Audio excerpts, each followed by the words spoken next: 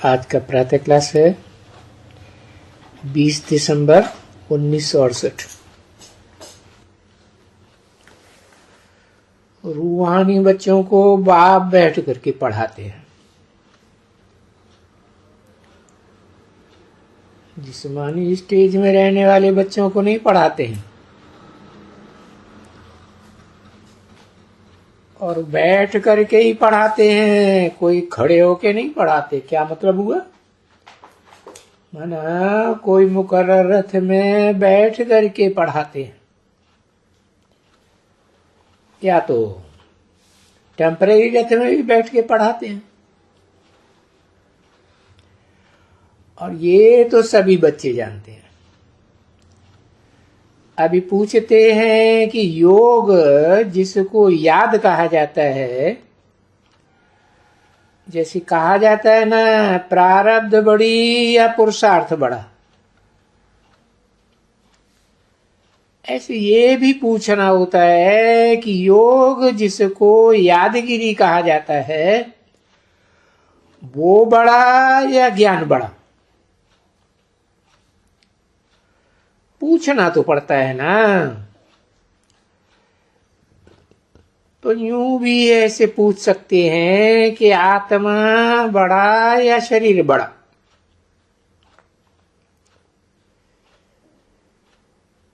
क्योंकि देखते हो कि बरोबर आत्मा को याद नहीं करते हैं जो शरीर भी, पर वास्तव में शरीर बड़ा या आत्मा बड़ी?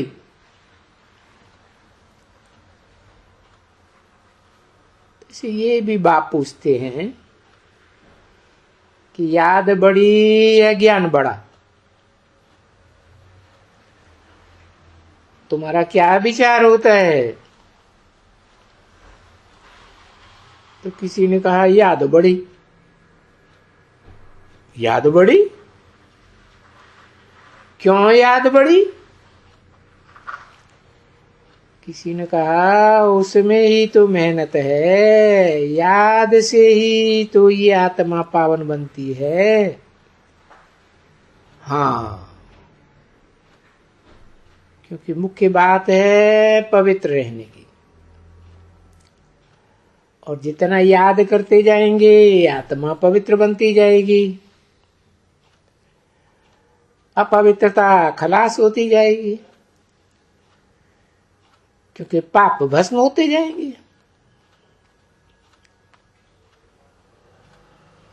ये कलह कलेश की दुनिया में सब शरीर पतित बने हुए हैं, इसलिए दुखी हैं। देवताएं पावन होते हैं तो सुखी होते हैं।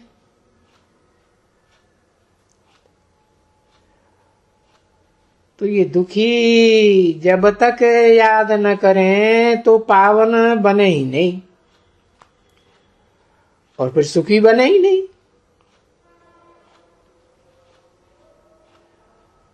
क्योंकि जब के पावन बने तब इस ज्ञान की धारणा हो सके, और ज्ञान की अच्छी धारणा हो सके तो पद भी ऊंच पाए सके। तो हर एक चीज जब दो है तो दो में से एक जरूर ऊंच होता है, बड़ा होता है, और दूसरा कम होता है। दो एक जैसे नहीं हो सकते। और तुम मीठे बच्चे भी पवित्र न बनो तो पवित्र धाम में जा नहीं सको। ज्ञान तो है प्रारब्ध, पवित्र बनो तो ये ज्ञान की प्रारब्ध भी भोग सको।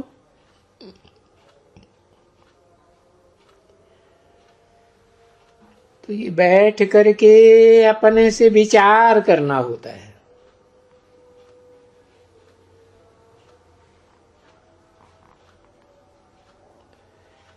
कि याद अच्छी या ज्ञान अच्छा। तो बच्चों को तो बाप कहते ही रहते हैं, पहले तो अच्छा है मन मना भव, पीछे मध्यादि भव। ऐसे नहीं कहते हैं कि पहले मध्यादि भव और फिर मन मना भव, ना, पहले ही कह देते हैं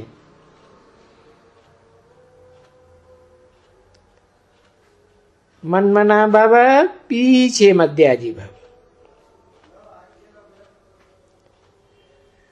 तो मन मना भव के बाद पीछे कह देते हैं मध्यादि भव।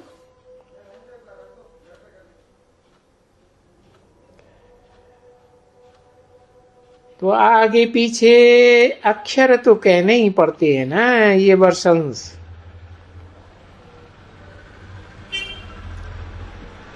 तो बच्चों को भी मुख्य ये बात है कि बाप कहते हैं मन मना भव, अर्थात अपन को आत्मा समझ बाप को याद करो।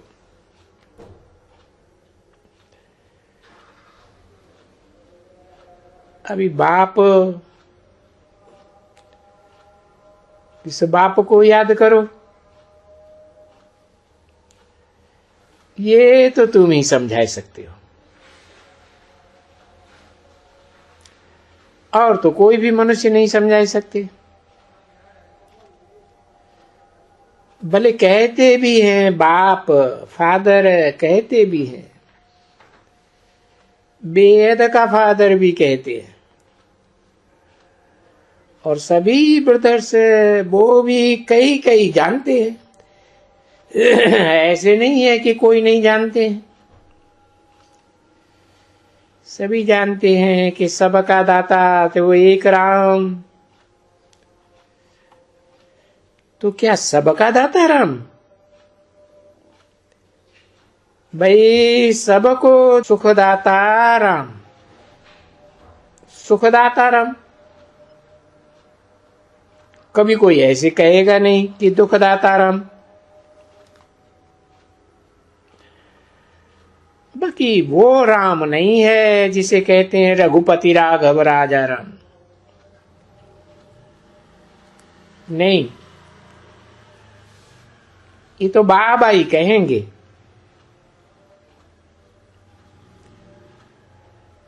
क्योंकि रामचंद्र को कोई बाबा नहीं कह सकते हैं।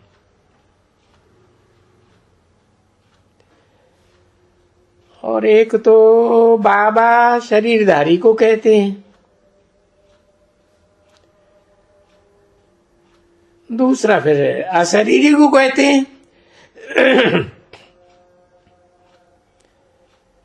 और है भी बरोबर है ऐसे ही।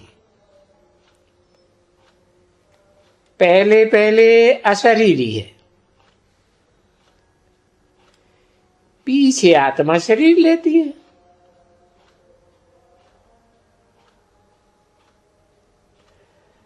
आदि से, शुरुआत से पहले कहेंगे कि हम बाप के साथ रहते हैं, सुप्रीम बाप के साथ। पीछे हम पार्ट बजाने के लिए लौकिक देहधारी बाप के पास आते हैं।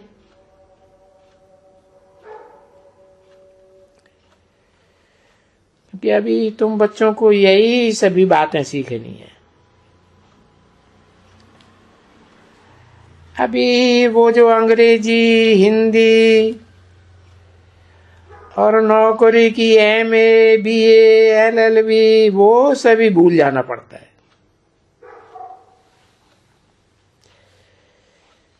कि सारा चक्कर तो तुम जान गए हो, कि चक्कर में फिर करके आ गए और संगम युग पर बैठ गए, आए हो।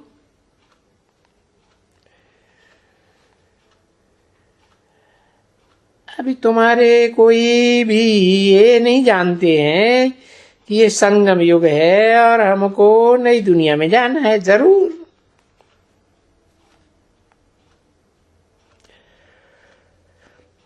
अगर सारी दुनिया को भी ये मालूम पड़ जाए कि ये संगम युग है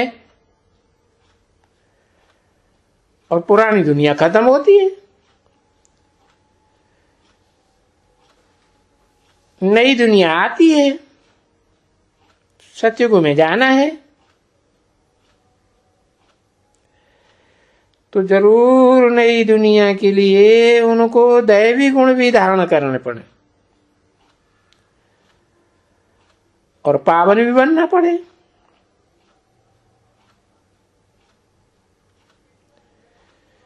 क्योंकि जैसा देश वैसा भेष बनाना पड़े ना। पवित्र धाम में जाना है तो पवित्र बनना पड़े। देवताएं पावन होती हैं तो पावन बनना ही पड़े। देखो ये कितनी है सभी इस समय में, जबकि बाप बैठ करके पढ़ाती है तो ये कितना सहज लगता है। और गुरुओं ने जन्म जन्मांतर बैठ पढ़ाया तो कितनी मुझान हो जाती। और ये पावन भी बनना है नई दुनिया के लिए, नई दुनिया में जाने के लिए। अच्छा, अब पावन कैसे बने?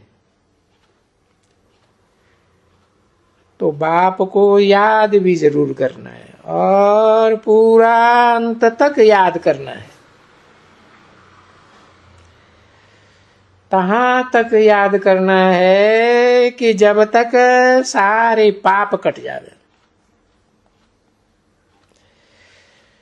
तो बच्ची मुख्य बात है ये पाप कटने की, क्योंकि अभी तो पतित दुनिया में है। पावन दुनिया में जाने के लिए पुरुषार्थ करना है, क्योंकि ये है मनुष्यों के लिए समझ। कोई जानवरों के लिए ज्ञान नहीं होता है। जो लिख दिया है कच्छ अवतार, मत्स्य अवतार, बारह अवतार, सुअर अवतार, वो जानवर कोई ज्ञान लेते हैं क्या? तो मनुष्यों को सिखलाने के लिए मनुष्य ही चाहिए और सिखलाने वाला भी मनुष्य रूप में चाहिए।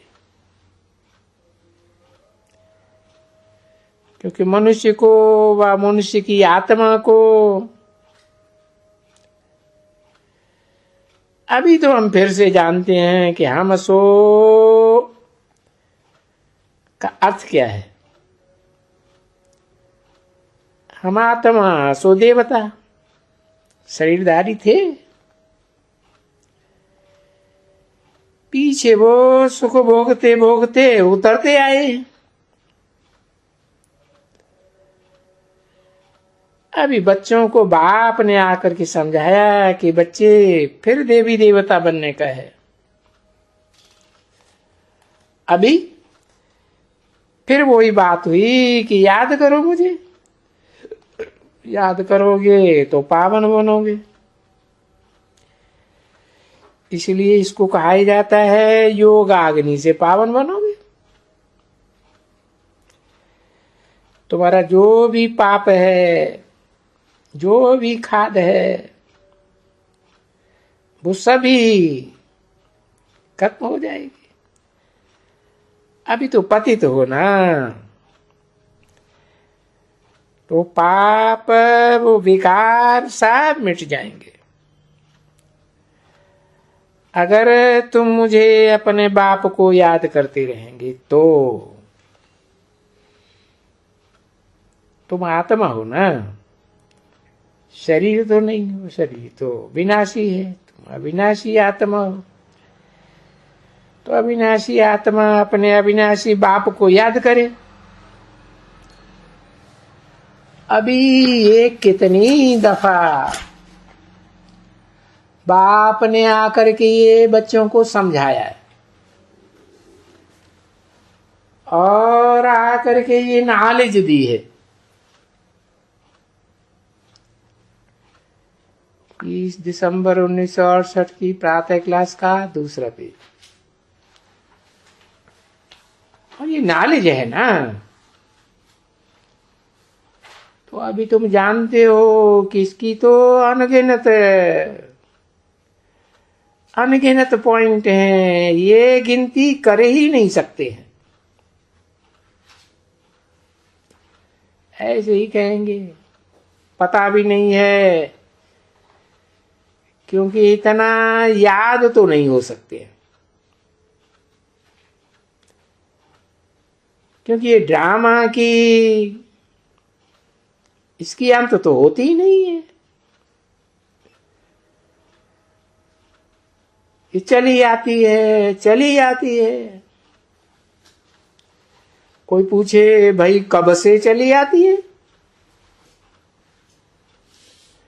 अरे भाई अनादि कह देते हैं। फिर उनको अर्थात उसका अंत नहीं पाया जाता है, कब से अंत नहीं पाया जाता। तो अभी तो ये तुम्हारी बुद्धि में बैठता जाता है ना कि बरोबर हम सतयुग और कलयुग के चक्रधारी ऑलराउंडर बेशक है,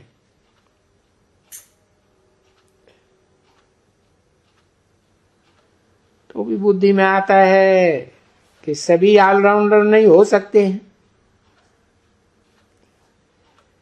क्योंकि जानते हो कि पहले, फिर सेकंड में, फिर थर्ड में, फिर फोर्थ में,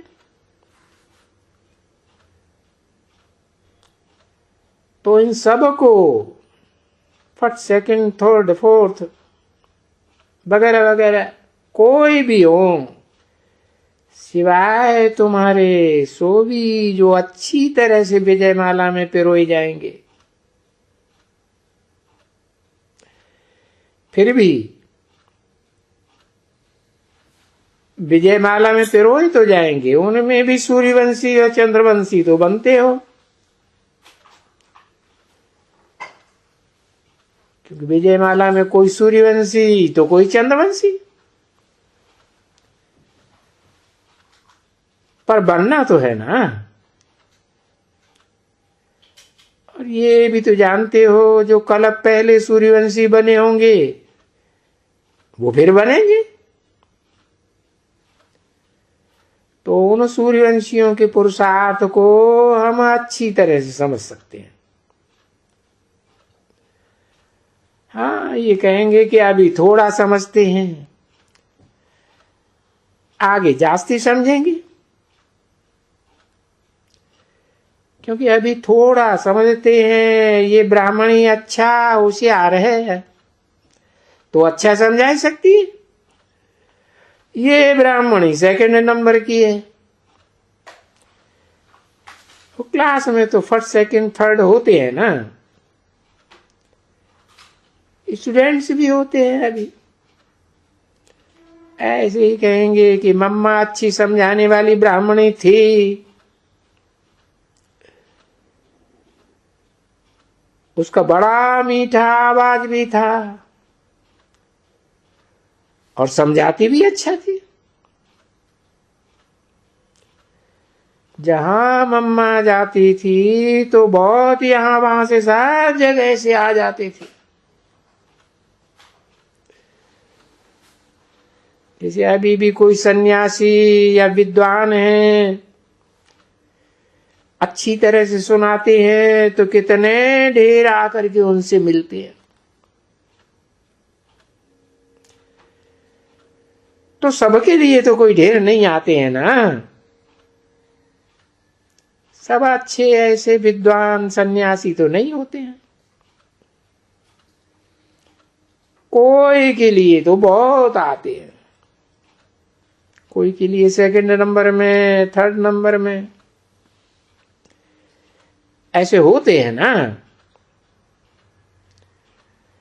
तो जितना जितना जो होशियार होते जाते हैं, चाहे उस पढ़ाई में चाहे इस पढ़ाई में, तो इकट्ठे हो जाते हैं और प्रसिद्ध हो जाते हैं, ऊंच पद भी पाते हैं। और बराबर उनकी प्रैक्टिस भी होती है। कहते हैं ना, practice makes a man perfect.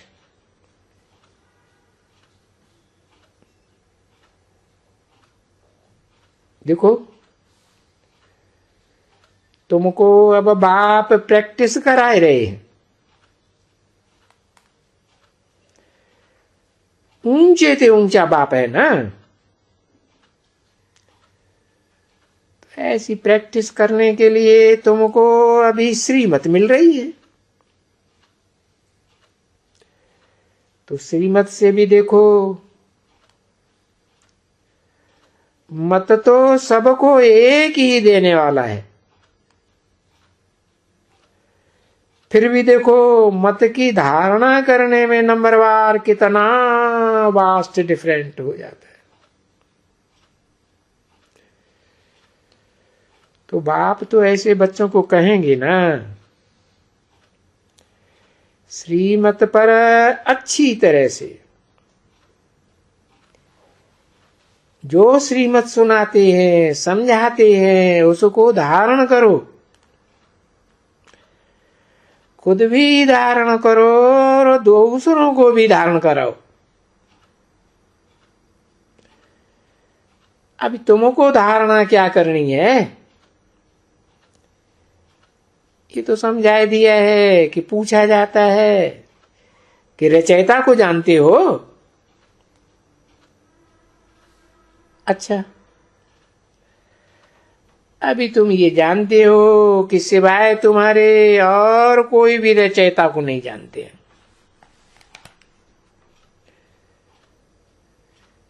क्योंकि वो सर्वव्यापी कह देते हैं।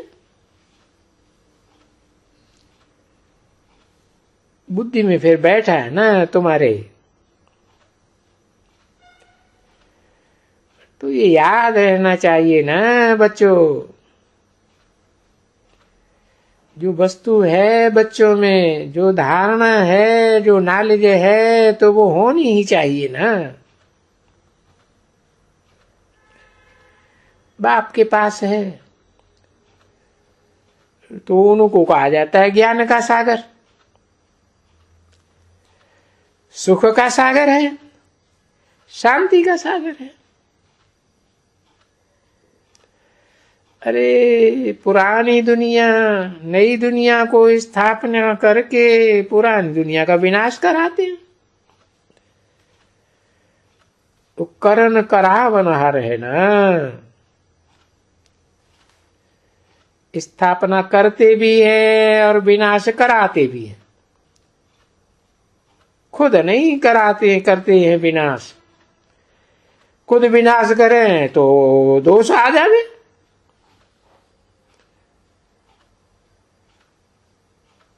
तो डायरेक्शंस भी देते हैं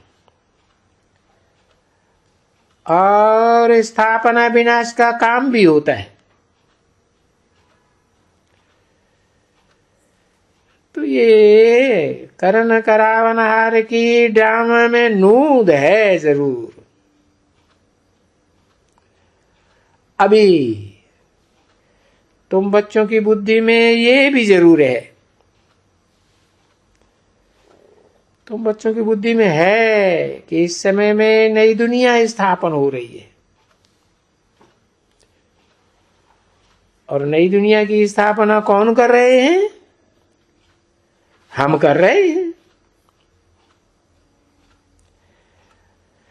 और जो समझते हैं कि हम नई दुनिया की स्थापना कर रहे हैं तो अपन को तो महावीर समझेंगे ना।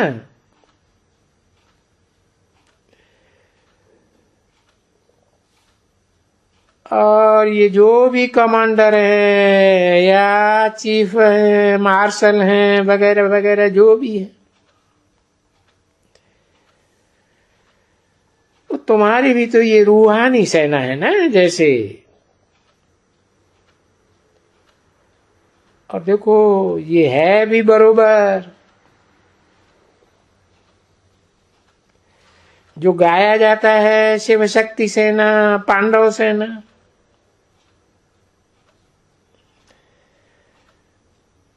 तो शिव को पंडा भी तो कहते हैं ना बच्चे। ओम शांति।